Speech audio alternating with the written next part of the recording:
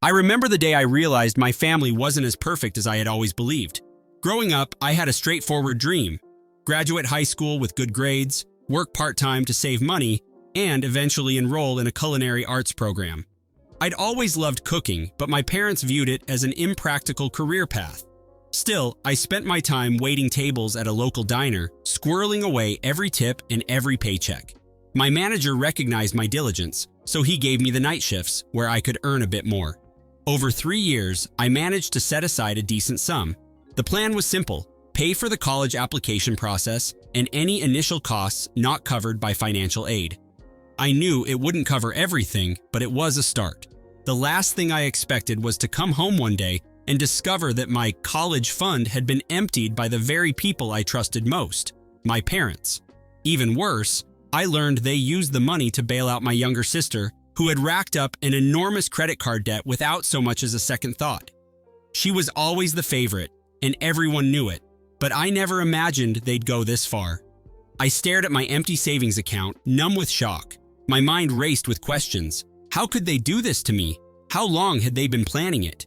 Did they even care about my plans, my future? I was 18, graduated, and I had just discovered that every late shift and weekend I'd spent hustling was for nothing. But my parents acted like it was no big deal. They said it was necessary because my sister was in trouble, and family helps family. I felt betrayal swelling in my chest. I confronted my parents that night, demanding an explanation. They claimed they planned to pay me back once my sister got on her feet. But I knew that was a lie. My sister had never been responsible. She was the type to blow cash on designer shoes, weekend getaways, and pricey electronics she barely used. She never kept a job for more than a month, claiming she was too creative for mundane work. Whenever she had a problem, my parents swooped in to rescue her. This time, though, they decided to use the money I'd sacrificed for. I lost my temper, shouting at them in a way I never had before. My father demanded I apologize for my disrespect, but I refused.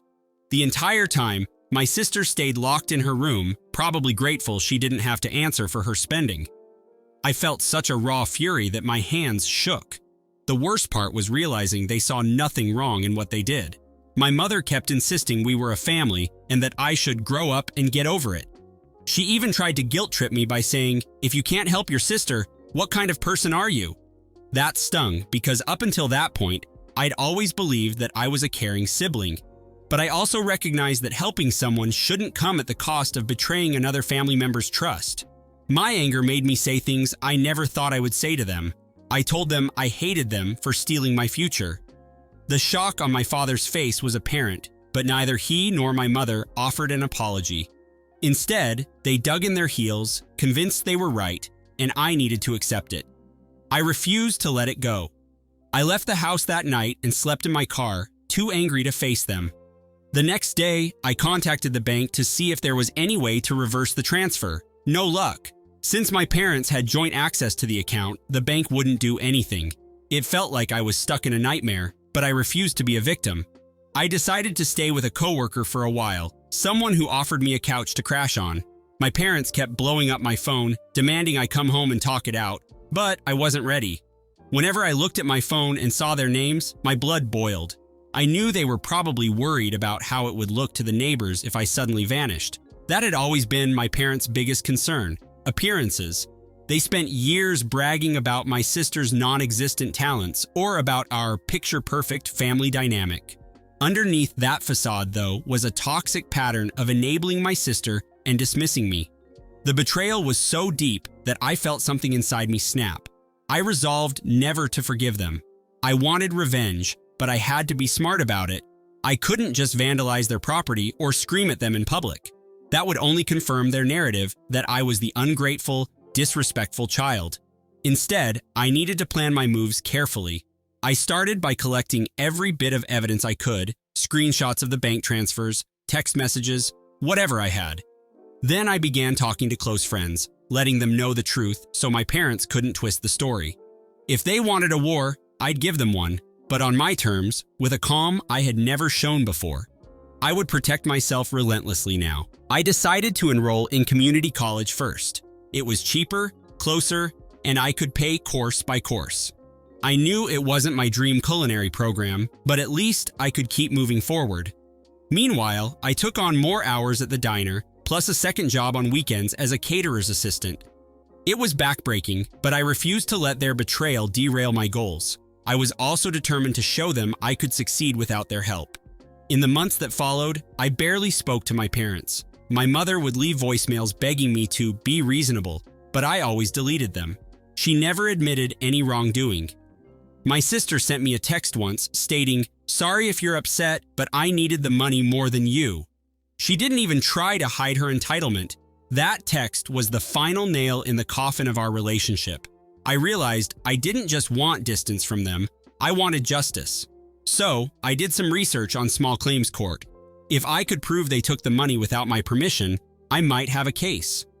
But the legal fees and the complexity of suing my own parents felt overwhelming. Instead, I decided on another route.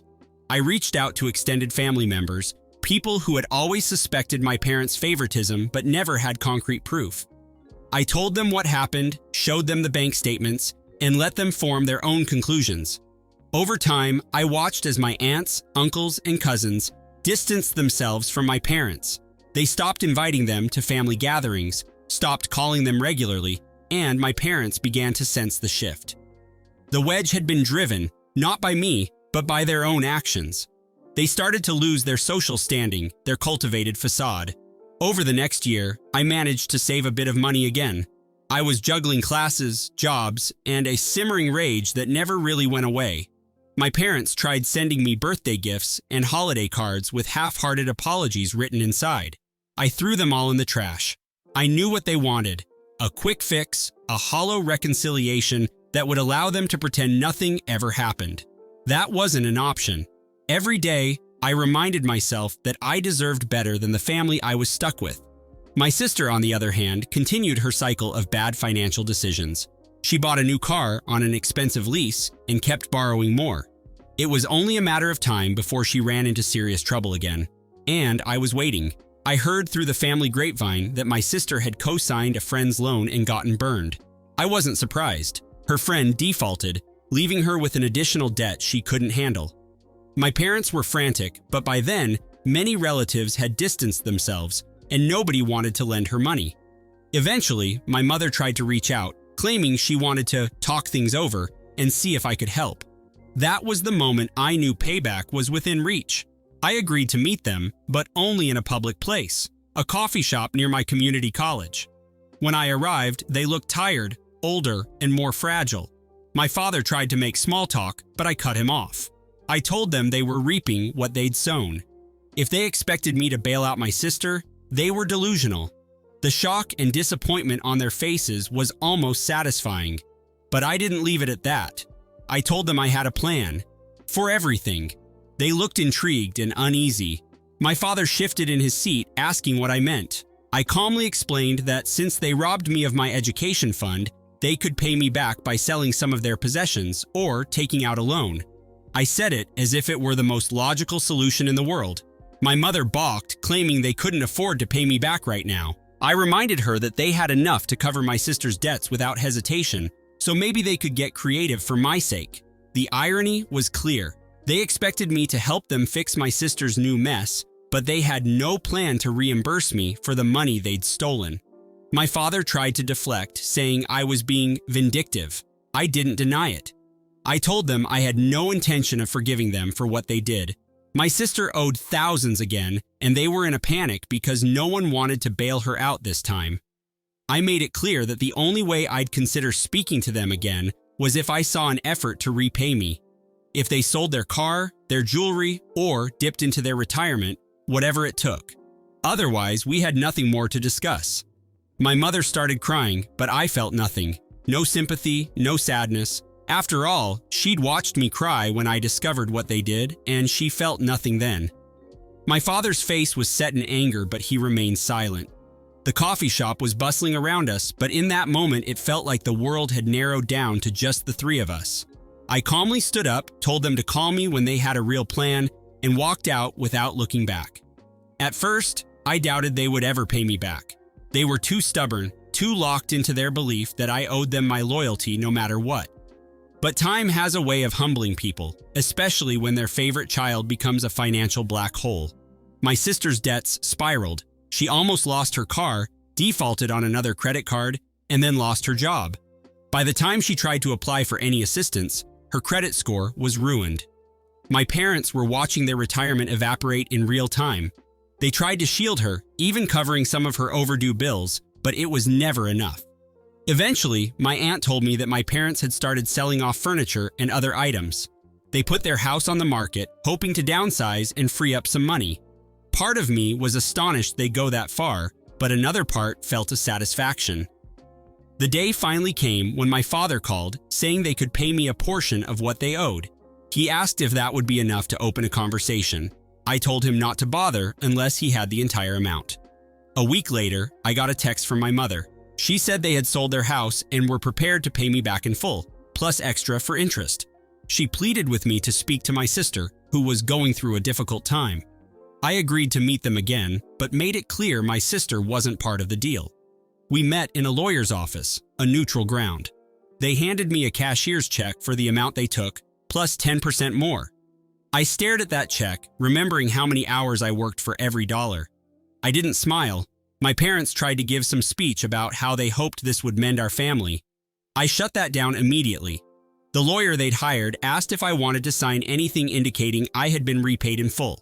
I said yes, as long as it was clear I wasn't relinquishing any legal rights regarding potential emotional damages. That rattled them, but they agreed.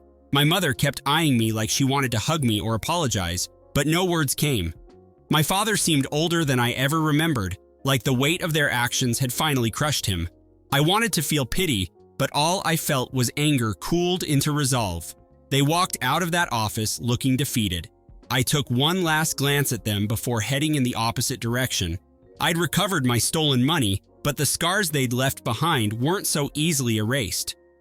The next day, my sister called me from a blocked number. She begged me to lend her just enough to cover her car payments. I refused outright, telling her she needed to deal with her own mess. She accused me of being cruel, said I was punishing her for something our parents did. I reminded her of that text she sent, the one where she said she needed the money more than I did. Then I hung up. Weeks went by, and I learned she moved back in with our parents, except now they were living in a smaller condo with far less disposable income. In the end, they all found themselves in a cramped space, financially strained, and stuck with each other. I felt no obligation to rescue any of them. People said I should try to reconcile, that life is short, but my pride wouldn't let me. I'd had enough. As I continued my studies, I felt the weight lift from my shoulders. My finances weren't abundant, but I finally had the money that was rightfully mine, and I could plan my future on my own terms. My parents tried one more time to contact me, sending a long letter about how they had made mistakes, that they hoped to see me at the holidays. I read it once and tossed it. My life was moving forward, and I didn't need to burden myself with their guilt.